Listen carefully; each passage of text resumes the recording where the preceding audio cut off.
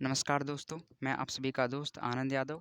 हिंदी व्याकरण की संधि कक्षा के तीसरे पार्ट विसर्ग संधि में आप सभी का स्वागत है। इसके पहले मैंने वीडियो बनाया था स्वर संधि और व्यंजन संधि पर, तो आज विसर्ग संधि पर बना रहा हूँ।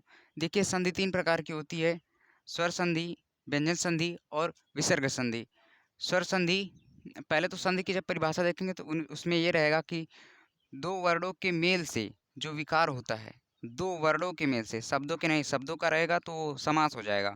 दो वर्णों के मेल से जो विकार होता है उसे संधि कहते हैं। तो वो जो दो वर्णों की बात हमेशा की जाएगी, एक तो ये वर्ण रहेगा, फिर दूसरा बीच में प्लस रहेगा, फिर एक वर्ण रहेगा, मतलब दो निकटवर्ती वर्ण। तो जब दो निकटवर्ती वर्णों में दोनों स्वर सर रहेंगे तो स्वर संधि। अगर उनमें से एक भी व्यंजन रहेगा तो व्यंजन संधि। अगर उनमें से एक भी विसर्ग रहेगा तो विसर्ग संधि। अब देखिए, विसर्ग संधि समझ लेते हैं। विसर्ग संधि, विसर्ग संधि में जब कभी भी विसर्ग के बाद स्वर या व्यंजन आए, विसर्ग के बाद स्वर या व्यंजन आए का मतलब, जैसे मान लीजिए यहाँ पर देख लेते हैं उदाहरण में, पयः धन पान। इसमें सभी उदाहरण इस तरह के हैं जिसमें विसर्ग आएगा, उसके बाद स्वर या व्यंजन आएगा। पयः धन पान, पयः धन पान, यहाँ पर देखिए विसर्ग के बाद, बाद मतलब प्लस के बाद वाला, विसर्ग के बाद यहाँ पर देखिए व्यंजन आया, विसर्ग के बाद व्यंजन या स्वर आएगा तो विसर्ग संधि रहेगी। मतलब जो प्लस के निकटवर्ती, जो बीच में प्लस प्लस लगाए हैं, इसके जो निकटवर्ती वर्ण रहेंगे, अगर उनमें किसी में भी विसर्ग लगा रहेगा तब तुरंत समझ जाएंगे कि विसर्ग संधि का संधि विच्छेद है ये। तो विसर्ग संधि के लगभग 7 नियम हैं। सातों नियम को हम बारी बारी से समझ लेते हैं, ज़्यादा कठिन नहीं है। विसर्ग का पहला नियम है विसर्ग संधि का, विसर्ग के बाद अघोष आने पर, विसर्ग के बाद अघोष आने पर। अब देखिए यहाँ पर अघोष बात कर रहा है, अघोष यहाँ पर देख लेते हैं। अघोष और सघोष होते क्या हैं? वर्णमाला में मैंने बताया था, जब वर्णमाला क्लास में पढ़ा रहा था तो उसमें बताया था अघोष क्या है, सघोष क्या है। अघोष व्यंजन, प्रत्येक वर्ग का पहला और दूसरा, प्रत्येक वर्ग का पहला और दूसरा वर्ण जो होता है, अब वर्ग क्या होता है? वर्ग, का वर्ग, चा वर्ग, टा वर्ग, ता वर्ग, पा वर्ग, ये 5 वर्ग होते हैं। पांचों वर्ग में 5-5 अक्षर होते हैं, तो टोटल 25 अक्षर होते हैं वर्ग के। तो का वर्ग, जैसे का वर्ग अगर मैं बोलता हूँ तो ये देखिए का ख गा घ अंगा, का ख गा घ अंगा, इसमें देखिए 5 हैं, 5 वर्ण हैं। तो अघोष की जब बात की जाएगी तो प्रत्येक वर्ग का पहला और दूसरा, प्रत्येक वर्ग का पहला और दूसरा वर्ण अघोष होता है, बाकी तीसरा, चौथा और पांचवा सघोष होता है। प्रत्येक वर्ग का पहला और दूसरा वर्ण अघोष होता है, तीसरा, प्रत्येक वर्ग का तीसरा, चौथा, पांचवा वर्ण सघोष होता है। तो का खा अघोष है, गा घा अंगा सघोष है। इसी तरह से चा छा अघोष है, फिर उसके बाद जो रहेगा वो सघोष रहेगा। इसी तरह से प्रत्येक वर्ग में इसी तरह से रहेगा, पहला दूसरा वर्ण अघोष और तीसरा, चौथा, पांचवा सघोष। अघोष में देखिए एक चीज और आता है, सा, संजम वाला सा, षटकोण वाला सा और छोटा सा, ये तीनों सा भी अघोष में आते हैं। और सघोष में या, रा, ला, वा, हा, ये चारों पांचों आते हैं। पहला तो वर्ग का पहला और दूसरा वर्ण आएगा तो अघोष, वर्ग का तीसरा, चौथा, पांचवा वर्ण आएगा तो सघोष, या, रा, ला, वा, हा आएगा इसके साथ तो भी सघोष, सा और सा आएगा तो भी सघोष। तो ये अघोष जब मैं कहूँगा तो आप इतने वर्णों को ध्यान में रखेंगे। मतलब प्रत्येक वर्ग का मतलब का, चा, टा, ता, पा, का, जैसे का खा हो गया, चा छा हो गया, इसी तरह से टा ठा, ता था, पा फा, तो ये पहला और दूसरा वर्ण हो जाएगा। अघोष व्यंजन समझ लेते हैं। यहाँ पर विसर्ग के बाद अगर अघोष व्यंजन आता है, विसर्ग के बाद अघोष व्यंजन आता है, अब यहाँ पर देखेंगे आप, चा छा आया है, टा ठा आया है, ता था आया है, मतलब वर्ग का पहला और दूसरा अक्षर आ रहा है, तो यानी अघोष आया है। विसर्ग के बाद अघोष आएगा तो बड़े सा, षटकोण वाले सा और छोटे सा में परिवर्तित होगा। अब ये किस किस तरह से परिवर्तित होगा, देखिए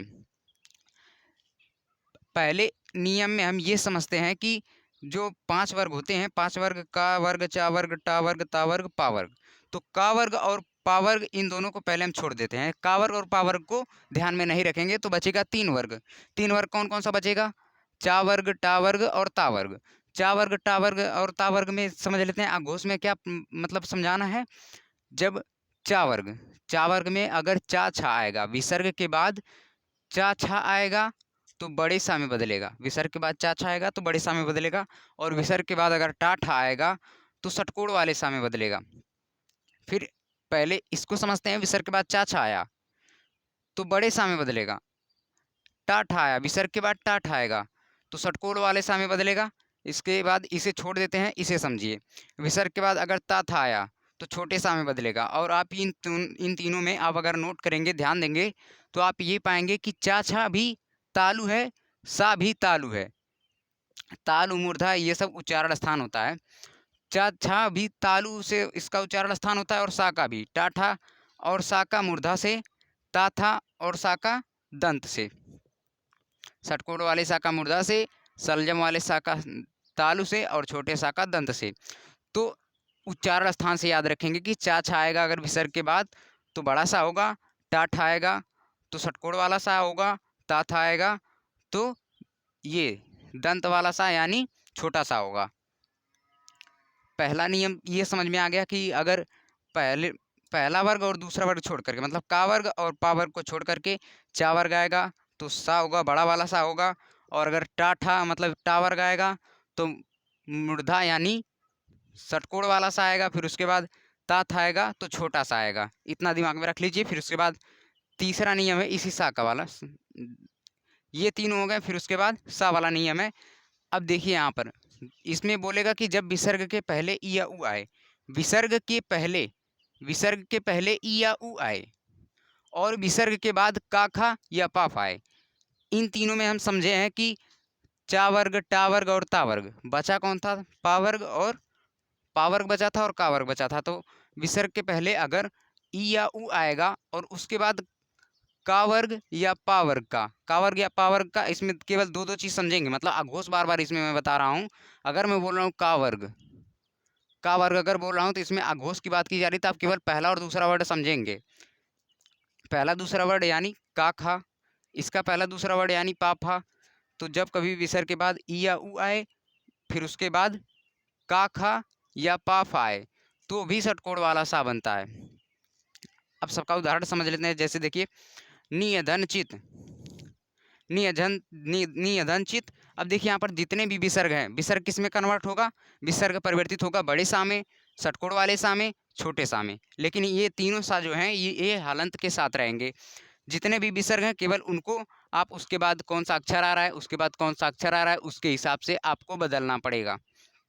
तो नियधन चित, विसर्ग के बाद चा आया तो बड़े सा में बदलेगा। नियधन चित, तो ये जो विसर्ग है ये सा में बदल रहा है, विसर्ग सा में बदल रहा है। यहाँ पर विसर्ग के बाद टाठ आएगा तो ये षटकोण वाले सा में बदलेगा, विसर्ग के बाद ता आएगा तो ये दंत वाले सा में बदलेगा, यानी छोटे सा में। नियधन चित तो निश्चित हो जाएगा, निश्चित। विसर्ग अगर यहाँ पर हम विसर्ग की जगह सा लिख देंगे, जैसे विसर्ग की जगह अगर हम आधा सा लिखना है, मतलब हलंत लगा है ना, तो निश्चित ये जो चा की मात्रा इधर आ जाएगी, निश्चित हो जाएगा। उसी तरह से निधन छल, चा या छा आएगा तो बड़ा सा होगा, तो निधन चित निश्चित हो जाएगा, निधन छल निश्चल हो जाएगा। निधन ठुर निष्ठुर, निधन ठुर निष्ठुर। यहाँ पर देखिए विसर्ग के बाद टा ठा आएगा तो षटकोण वाला सा होगा, तो यहाँ पर षटकोण वाला सा है। निधन ठुर निष्ठुर। निधन कपट, निधन फल। अब यहाँ पर देखिए ये वाला नियम लग रहा है, ये वाला नियम लग रहा है कि विसर्ग के पहले ई या ऊ आया है। विसर्ग के पहले यहाँ पर देखिए ई आया है कि नहीं, ये जो मात्रा है इसी को बोल रहा है विसर्ग के पहले। विसर्ग के पहले ई आए या ऊ आए, उसके बाद का वर्ग का का खा या पा वर्ग का पा फा आए तो भी षटकोण वाला सा बनता है। तो यहाँ पर देखिए निधन कपट निष्कपट, निधन फल निष्फल। फिर उसके बाद ये ता था वाला आ जाएगा कि विसर्ग के बाद अगर ता था आता है तो छोटे सा में परिवर्तित होगा। नी के बाद मतलब विसर्ग आया है, विसर्ग के बाद ता आया है तो आधे सा में बदलेगा, छोटे सा में। फिर उसके बाद विसर्ग है, फिर ता आया है तो फिर आधे सा में बदलेगा, तो निधन तेज निस्तेज। ये जो विसर्ग है एक बार बड़े सा में देखिए बदल रहा है, एक बार देखिए षटकोण वाले सा में बदल रहा है। यही विसर्ग ही केवल बदल रहा है, बाकी कुछ नहीं बदल रहा है। नमाधनते नमस्ते। इसके बाद दूसरा नियम समझ लेते हैं। दूसरा नियम क्या कहता है? दूसरा नियम कहता है कि विसर्ग में परिवर्तन हो भी सकता है, नहीं भी हो सकता है। मतलब अगर आप चाहें तो विसर्ग में परिवर्तन कर सकते हैं, अगर ना चाहें तो कर भी नहीं सकते। इसमें हम लोग पढ़े हैं कि प्रत्येक वर्ग का अक्षर आएगा तो कैसे कैसे परिवर्तन होगा, मतलब प्रत्येक वर्ग का अघोष वर्ड आएगा तो कैसे परिवर्तित होगा। अघोष की बात में हम पहला और दूसरा वर्ड तो यहाँ पर सब समझ लिए। अब अघोष में बचा क्या है, श और सा। इधर तो सब आ गया, विसर्ग के बाद पहला और दूसरा वर्ग का अक्षर आ गया। अब सा और सा बचा है। तो जब ये तीनों आएंगे, मतलब यहाँ पर देखिए विसर्ग में परिवर्तन हो सकता है या नहीं हो सकता है, मतलब दूधन शासन, दूधन शासन विसर्ग के बाद, ये दोनों तो समझा दिया। विसर्ग के बाद अगर सा आएंगे, मतलब इन तीनों में से सा कोई आएगा, तो आप चाहें तो विसर्ग को प्लस हटा करके उसी तरह से रहने दें, या चाहें तो इसी को आधा, मतलब अगर सा आया है तो सा में हलंत लगा करके फिर जुड़ जाएगा। षटकोण वाला सा है तो ये भी हलंत लगा करके जुड़ जाएगा, और आधा सा है तो ये भी हलंत लगा करके जुड़ जाएगा। जैसे यहाँ पर समझ लेते हैं, विसर्ग के बाद सा आया है, इधर काखा चाछा टाठा ताथा पाफा इधर आ रहा था, लेकिन इधर सा आएगा। जब सा आएगा विसर्ग के बाद तो एक सा और इसमें जुड़ जाएगा। अगर आप चाहें तो सा को ना जोड़ करके विसर्ग को उसी तरह रहने दें, मतलब विसर्ग में परिवर्तन नहीं करें। अगर आप परिवर्तन करना चाहते हैं तो अगर ये वाला सा है तो इसी में एक और आधा सा लग जाएगा विसर्ग के जगह, विसर्ग के जगह यही वाला सा आधा लग जाएगा। फिर ये वाला सा है तो इसमें भी विसर्ग की जगह आधा सा लग जाएगा। मतलब देखिए दुधन शासन, दुशासन, दुशासन, दुधन शासन, दुशासन। अब अगर विसर्ग को आप सा में बदल देंगे तो दुशासन हो जाएगा, दुशासन। निधन संदेह, निसंदेह, निसंदेह या निस्संदेह, आप ये दोनों बना सकते हैं इसका। विसर्ग के बाद ये अगर सा आता है तो आप चाहें तो विसर्ग को उसी तरह रहने दें, या तो चाहें तो उसे सा में परिवर्तित कर दें, जो उसके बाद सा आएगा उसी सा में कन्वर्ट होगा। अघोष में बता दिया पहला और दूसरा वर्ग का अक्षर आता है, और सा और सा। सघोष में प्रत्येक वर्ग का तीसरा चौथा पांचवा वर्ण आता है, और उसके साथ यारा ला वाहा। फिर इसके बाद नियम है कि विसर्ग के पहले आ आए, विसर्ग के पहले आ आए। यहाँ पर आप देख रहे थे कि विसर्ग के पहले ई या उ आ रहा था, बाकी इसके बाद सारा कॉन्सेप्ट सेम है। देखिए का खा पा फा, विसर्ग के पहले इसमें ई उ दे रहा था, लेकिन यहाँ पर विसर्ग के पहले आ दे रहा है, छोटा आ। फिर उसके बाद वही चीज़ है का खा पा फा, का खा पा फा। तो मतलब जब विसर्ग के पहले आ आए उसके बाद का खा आए या पा फा आए तो विसर्ग का विसर्ग ही रहता है। यहाँ पर अगर ई उ आएगा विसर्ग के पहले, फिर का खा या पाफ आएगा तो सा में परिवर्तित होगा। लेकिन अगर ई उ नहीं है, केवल छोटा आ है, उसके बाद अगर का खा आता है या पाफा आता है तो वो विसर्ग में ही रहेगा, उसमें कोई परिवर्तन नहीं होगा। जैसे यहाँ पर देख लेते हैं, पया यहाँ पर दे दिया, यहाँ पर रजा दे दिया, यहाँ पर प्रातः दे दिया, तो आप कहेंगे कि इसमें आ कहाँ है, यहाँ पर तो या है, यहाँ पर तो जा है, यहाँ पर तो ता है। देखिए जब आप या का विच्छेद करेंगे, या का लास्ट में या है ना, मतलब विसर्ग के पहले आपको आ दिखाना है मुझे, तो या का जब विच्छेद करेंगे तो या हलंत लग जाएगा प्लस आ हो जाएगा। तो प्रत्येक व्यंजन के पीछे आ छिपा रहता है। तो आप यहाँ पर या का जब विच्छेद करेंगे तो या हलंत प्लस आ हो जाएगा, जा हलंत प्लस आ हो जाएगा, ता हलंत प्लस आ हो जाएगा। तो मतलब आ इनके पीछे छिपा है। जिस व्यंजन पर कोई मात्रा नहीं रहती है उसमें आ छिपा रहता है। देखिए यहाँ पर पया धन पान हो गया, रजा धन कड़ हो गया, प्रातः धन काल, मतलब विसर्ग के पहले आ आया है और उसके बाद का खा या पाफ आया है। इसके सिवाय कोई दूसरा रहेगा तो उसमें तो दूसरा नियम लगेगा, लेकिन अगर का खा या पाफ आएगा इस स्थिति में तो विसर्ग में परिवर्तन नहीं होगा, केवल प्लस को हटा करके दोनों को एक पास लिख देंगे। पया धन पान दोनों को एक करीब लिख दिए, प्लस को हटा करके पया पान। रजा धन कड़, रजा कड़। प्रातः धन काल, प्रातः काल। प्लस को हटा करके केवल करीब लिख देना है। अगर विसर्ग के पहले आ आए और उसके बाद काखा या पाफा आता है तो विसर्ग ही रहता है। अब देखिए अपवाद की बात मैं इसमें समझा देता हूँ। अपवाद यहाँ पर भी देख लीजिए, इसका नियम था विसर्ग के पहले ई उ आए तो दुख का जब हम संधि विच्छेद करेंगे, यहाँ पर आप देख लीजिए, दुख का जब संधि विच्छेद करेंगे तो होगा दु दु धन ख, दुख का जब संधि विच्छेद करेंगे तो होगा दु धन खा। अब देखिए इस वाले नियम से विसर्ग के पहले उ आया है, हाँ आया है, फिर उसके बाद विसर्ग के पहले का खा या पाफा आए तो सा हो जाता है। तो विसर्ग के बाद खा तो आया है, तो यहाँ पर सा में क्यों नहीं परिवर्तित हुआ, इसे दुष्क होना चाहिए, मतलब दु धन खा तो दुष्क होना चाहिए, लेकिन ये क्यों दुख ही है तो ये इस नियम का अपवाद है, इसमें बदलता नहीं है, सेम इसी नियम से लग रहा है, लेकिन दुष्ख नहीं होगा, दुख ही होगा। दु धन ख, इसमें देखेंगे तो पहले विसर्ग पहले उ आया है, फिर उसके बाद खा आया है, तो सा में परिवर्तित होने के लिए कह रहा है, लेकिन ये अपवाद है, इसलिए वो उसमें परिवर्तन नहीं होगा, मतलब दुख इस नियम का अपवाद है। इसी तरह विसर्ग के पहले आ आएगा और उसके बाद का खा या पाफ आएगा, तो विसर्ग विसर्ग में ही परिवर्तित होगा। इसका भी अपवाद है नमः कार, तो हमें लिखना चाहिए नमः कार, पूरा कार, पूरा आकार लिखना चाहिए, क्योंकि विसर्ग के पहले आ है, विसर्ग के पहले आ है, माँ हलंत प्लस आ, रा हलंत प्लस आ, मतलब विसर्ग के पहले आ है और उसके बाद का खा या पाफा, इनमें से कोई आएगा तो का आया है, तो इसे नमःकार होना चाहिए, इसे पूरा आकार होना चाहिए, लेकिन ये नमस्कार है और यहाँ पर इसका बनेगा पुरस्कार, यानी ये भी इस नियम का अपवाद है। इस नियम का नमस्कार और पुरस्कार इस नियम का अपवाद है। फिर इसके बाद आता है चौथा नियम। चौथे नियम में क्या कहता है? चौथे नियम में कहता है कि अगर विसर्ग के पहले आ आए, सेम यही वाली बात है, विसर्ग के पहले आ आए, उसके बाद सघोष वर्ण, सघोष वर्ण में बता दिया प्रत्येक वर्ग का तीसरा चौथा पांचवा वर्ण, जैसे एक वर्ग है का खा गा गा अंगा, तो का खा तो अघोष में आ जाएगा, लेकिन गा घा अंगा जो तीसरा चौथा पांचवा वर्ड है वो सघोष में आएगा और उसके साथ यारा लावा हा, यही इसलिए मैं पहले ही समझा दिया हूँ कि इसकी ज़रूरत पड़ेगी हमें पढ़ते समय। तो विसर्ग के पहले अगर आ आए, उसके बाद सघोष, उसके बाद सघोष आए, सघोष वर्ण आता है, तो विसर्ग किस में परिवर्तित हो जाता है? ओ में परिवर्तित हो जाता है। ओ में परिवर्तित हो जाता है मतलब ओ की मात्रा हर जगह लग जाएगी, विसर्ग जहाँ जहाँ है वहाँ पर ओ की मात्रा लग जाएगी। अब यहाँ पर आप देखें विसर्ग है, हम चाहें तो अगर इसे बदलेंगे तो प्लस को हटा देंगे और विसर्ग के जगह ओ की मात्रा लिख देंगे। कब लिखेंगे? जब विसर्ग के पहले आ आए और उसके बाद सघोष वर्ण आए, उसके बाद सघोष वर्ण आए, जैसे गा है सघोष है, जा है सघोष है, दा है सघोष है, ये सघोष वर्ण है। विसर्ग के पहले आ रहा है और विसर्ग के बाद सघोष वर्ण आ रहा है, तो विसर्ग किस में परिवर्तित हो जाएगा? ओ में परिवर्तित हो जाएगा और ओ की मात्रा लग जाएगी। तो अधा धन गति, अधा धन गति, अधोगति, सरा धन जा सरोज, पया धन दा पयोद।